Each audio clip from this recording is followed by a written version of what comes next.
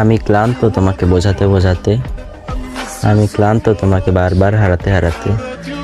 তুমি ছাড়াও তো জীবন আছে না আমার। আমি ক্লান্ত তোমার পিছু ঘুরতে ঘুরতে। আমার আগেই বোঝা উচিত ছিল যে আমি কেউ না তোমার কাছে, কিন্তু পুরো চেষ্টায় ছিলাম যদি কেউ হতে পারি,